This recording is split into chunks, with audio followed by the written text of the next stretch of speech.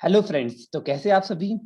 आशा करता हूँ कि आप सभी लोग बहुत अच्छे होंगे और अपने घरों में सुरक्षित होंगे। मैं प्रफुल्ल महाजन आज आपके साथ में लेकर आया हूँ 5 everyday most important MCQs for the mechanical engineering, जो कि आपके हर एग्जाम के लिए जैसे नीचे दिख रहा है GATE, ESC, SSC, JE, state engineering, ISRO, DRDO, railway इत्यादि जितने भी पीएसयू के एग्जाम्स होते हैं उनके लिए ये क्वेश्चन आपके काफी हेल्पफुल होंगे।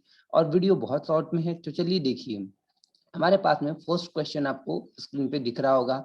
आज का पहला क्वेश्चन हमें दिया है जो कि which thermodynamic property is evaluated with the help of Maxwell equation from the data of the other measurable properties of a system.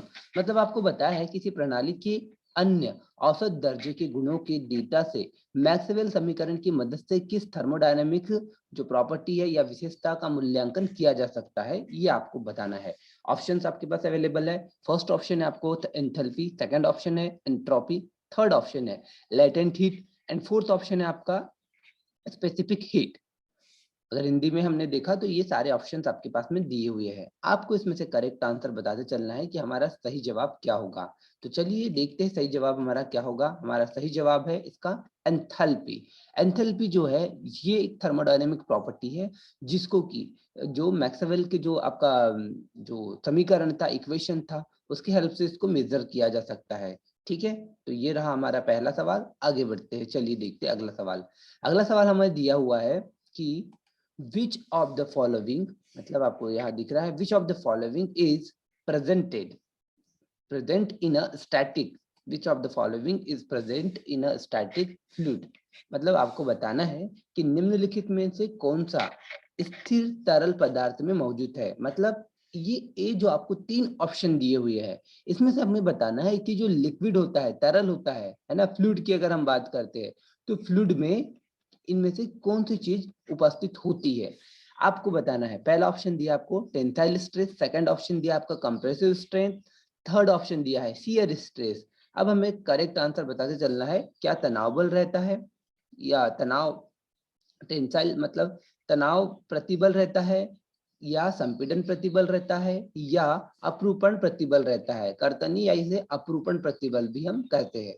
ठीक है, तो ये 3 ऑप्शंस आपके पास दिए होंगे। तो करेक्ट आंसर को आप बताइए और चलिए देखते हैं कि इसका करेक्ट आंसर क्या होगा। तो करेक्ट आंसर है इसका कंप्रेसिव स्ट्रेंथ। काफी लोगों को यहाँ लग रहा होगा कि शायद इसमें ऑप्शन आपका स्ट्रेंथ शियर स्ट्रेस होना चाहिए, लेकिन शियर स्ट्रेस आपको बता दूं इसका करेक्ट आंसर नहीं है।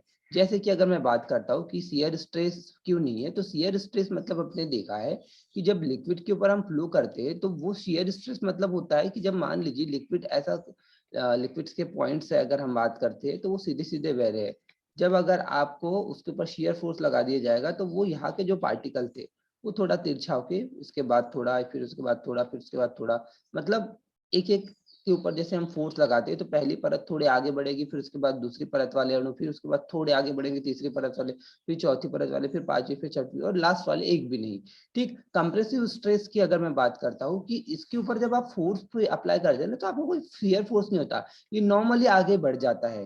ठीक है, इसमें आपको कोई शियर फोर्स फील नहीं होता।